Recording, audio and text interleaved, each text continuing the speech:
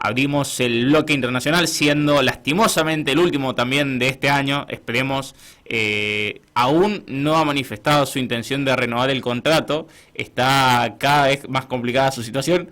Está de bajo presupuesto porque hoy está sin luz en un refugio, quién sabe dónde. Para mí están en el helicoide. Sí, llegó a Venezuela para acudir el tema central del día. ¿Cómo le va, Joaquín? Bienvenido. ¿Qué tal, Brian? ¿Qué tal, Ale? ¿Cómo están? Pero bien. Yo lo único que quiero decir a toda la audiencia de La Última Rosca es que no saben el sacrificio que es aparecer, o sea, no conocen el detrás de bambalinas, que significa armar este escenario y lo que hace este corresponsal, sin viáticos. El Nelson Castro de La Última Rosca. Realmente. ¿Cómo andas, No Joaquín? quiero correr la cortina para que la gente no se asuste. No te muevas, estamos bien así. Sobre todo por los que están presos del otro lado, al otro lado de la habitación. Joaquín, vos sabés que... ¿En qué parte del país te encontramos ahora? O del mundo, no sé. Me encuentran en la ciudad de Salta. Mirá. Mirá vos, mirá. Así es. Estás siguiendo la pista del gendarme detenido. Estamos siguiendo la pista del gendarme. Estamos acá en un periplo norteño. Sí. Misiones laborales. ¿Qué pasó? ¿Cuál es la situación? ¿Cuál es el contexto? Y si tuvieras que hacer una comparación con un hecho similar, ¿cuál es la situación del gendarme? Que no sabemos realmente, pero ¿cuál es la situación en términos diplomáticos del gendarme detenido o suponemos que está detenido en Venezuela? No sabemos el paradero. Sí, justamente por esos condimentos, capaz uno lo asociaría más a un contexto de Guerra Fría, de esta cuestión que había entre la Unión Soviética y Estados Unidos en ese momento, de bueno, ir capturando en ese momento. Algunos eran efectivamente espías de cada bando, pero bueno, también en esa movida caía mucha gente inocente que luego era torturada, muchos desaparecidos, muchos fallecidos en situaciones muy sospechosas y muy oscuras. Pero bueno, es lo que está pasando un poco en Venezuela, que creo que se ha intensificado después de las últimas elecciones, ¿no? Antes sí teníamos, según todos los organismos también humanitarios, bueno, Amnistía Internacional, muchos detenidos nacionales venezolanos, pero ahora lo que estamos viendo también es un modus operandi sobre mucha gente de otros países, ¿no? El gendarme, en este caso argentino, que fue a visitar a su esposa, la cual es venezolana, que ha ido justamente a ayudar a visitar a su madre, se suma a una lista también de otras personas, de otras nacionalidades, mayoritariamente sudamericanas, ecuatorianos también, por ejemplo, brasileños, también una pareja española que fue detenida mientras estaba haciendo turismo en la parte del Amazonas.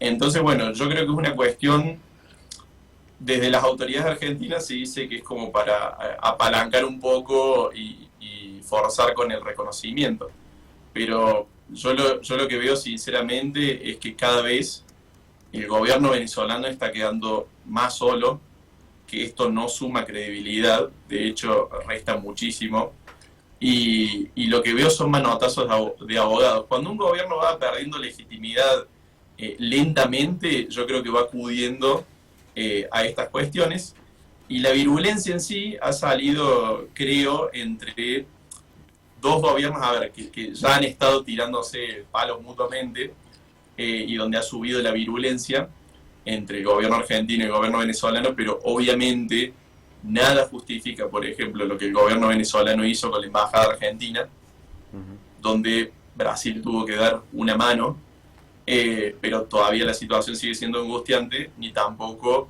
lo que hizo deteniendo a esta persona de nacionalidad argentina, de la cual tampoco se sabe el paradero. Sí, bien lo señalás y obviamente lo repasábamos ayer. la Argentina ya tiene cierta historial con Venezuela, el ataque a su embajada, la salida diplomática de la gente que se encontraba en la embajada, que tuvo que hacer un salvoconducto hacia otros países, como vos bien mencionás. También son otros de los países, Estados Unidos también reclama la devolución de 2 o 3 personas que se encuentran detenidas. ¿Cuál es el panorama, si tuviésemos que mirar regional? Hay muchos que dicen que con la asunción de Trump ahora en enero puede cambiar la situación, pero ¿cómo se llega a obtener respuestas de un país que se ha aislado, que no tiene comunicación y que no tiene respuestas ni diplomáticas ni políticas con los restos de los países miembros? Así es.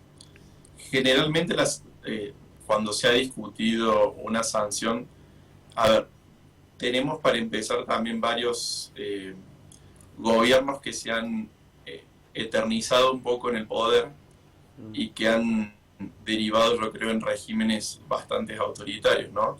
No solo el de Venezuela, sino también el de Ortega, por ejemplo, en Nicaragua también, ¿no?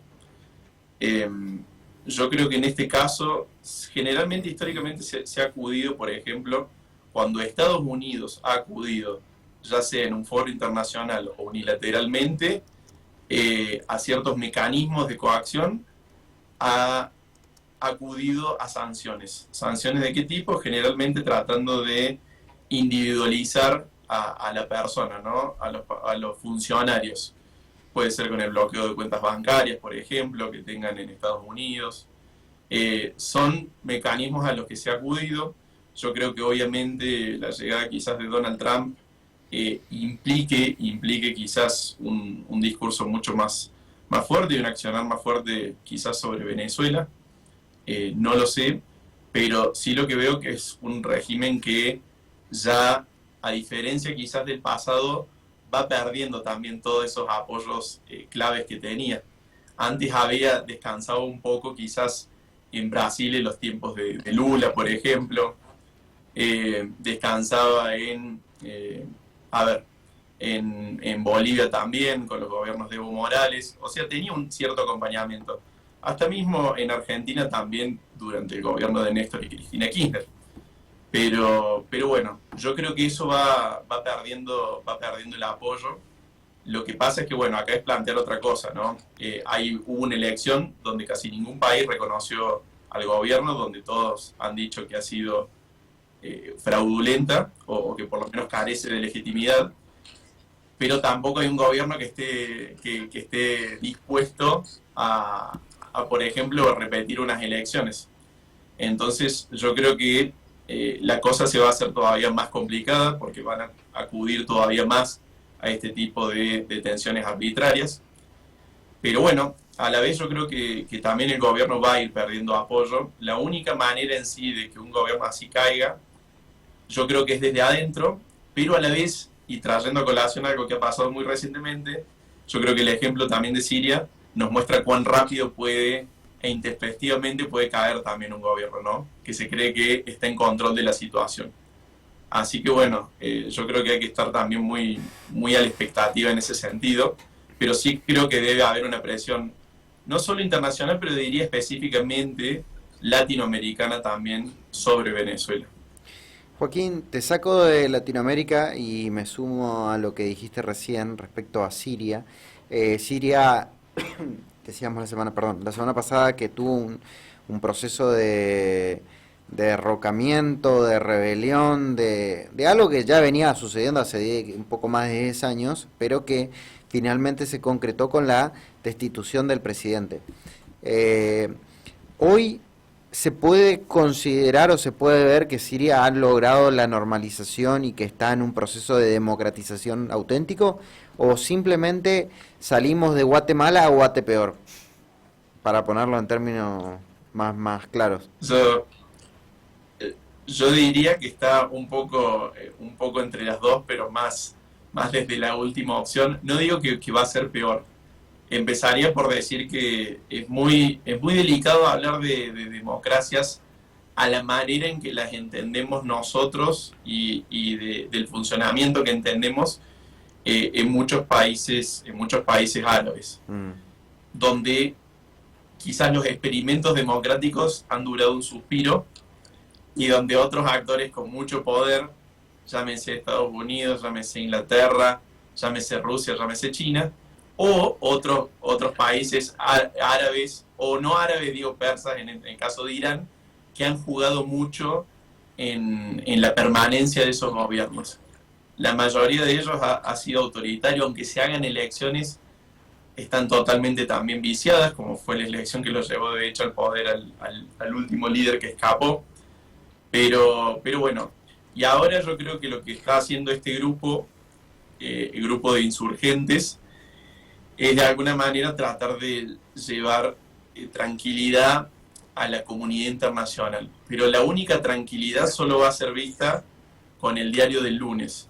¿Por qué digo esto? Porque acaba de perder el poder una minoría étnica y religiosa que lo tuvo por 40 años, que era esta minoría alauita, de origen chií y con mucho apoyo de Irán, y en este momento lo tiene la mayoría sunita, que de hecho es la mayoría también en Siria.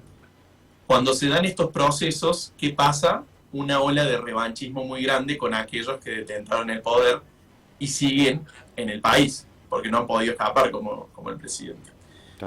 Entonces, bueno, están estas dos opciones. Lo que casi siempre sucede es un gran revanchismo, aquella porción de insurgentes que lideraron el proceso se quedan con el poder, hacen unas elecciones para que parezcan que se ha accedido a través de procesos democráticos, pero esas elecciones, como antes, van a estar viciadas. Pero bueno, yo creo que es muy posible que ocurra eso, ojalá me equivoque, pero bueno, yo veo que va a ser muy difícil que se normalizan, porque también hay que ver cómo actúan los otros vecinos, cómo actúa Irán, cómo actúa Israel también, que también está a punto de llegar, dicen ambas fuentes, a un cese al fuego con Hamas también. Mira. ¿Cuál es uno siempre espera, ¿no? Joaquín, que la llegada del fin de año, la llegada de las fiestas y demás tenga al menos cierto impas en lo que es la situación bélica? ¿Cómo ves vos el final de este 2024 y el inicio del 2025 en la región?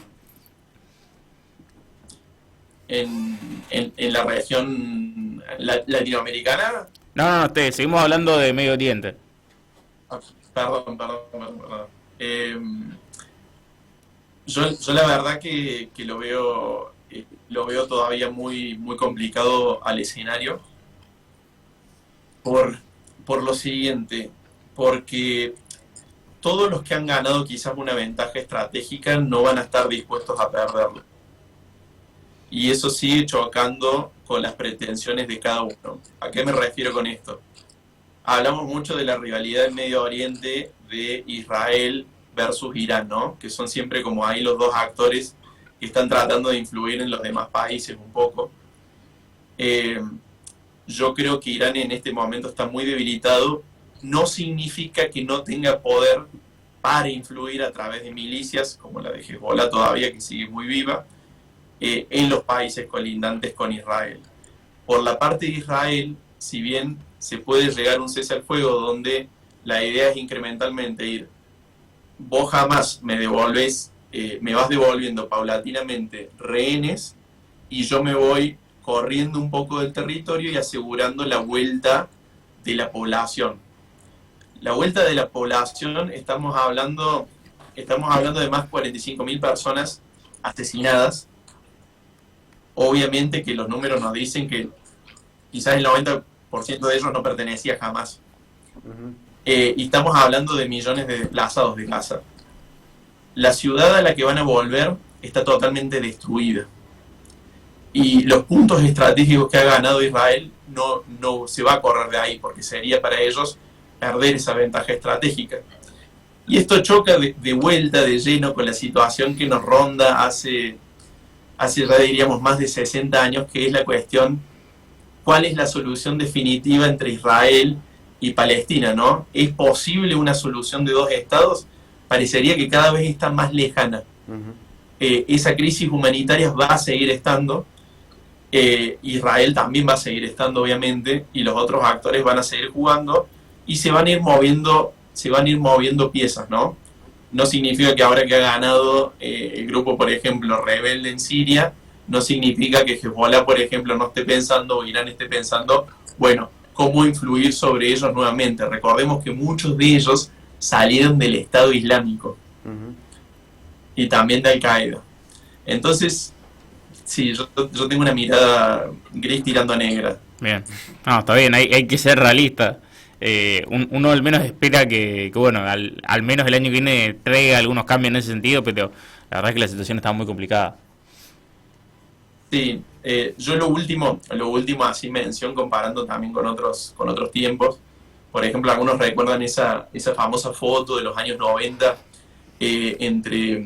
recuerdan que estaba Bill Clinton en los acuerdos de Camp David y lo tenía de un lado a Isaac Rabin, el primer ministro israelí, y Arafat del otro lado, Sí. el líder de la Organización de Liberación Palestina, la OLP. Uy, nos han intervenido en la comunicación nuevamente. Encima estos son israelitas, estos son más difíciles. Hola. Joaquín, esa es la última foto que tenemos de Joaquín, Bueno. si alguien lo encuentra. Bueno, ahí lo teníamos a Joaquín González, nuestro analista internacional. Un gusto siempre charlar con él. La verdad que la conexión en tierras salteñas se ha hecho dificultad un poco el cierre, pero mandarle un abrazo enorme como siempre a Joaquín. 20:57, vamos con el pase.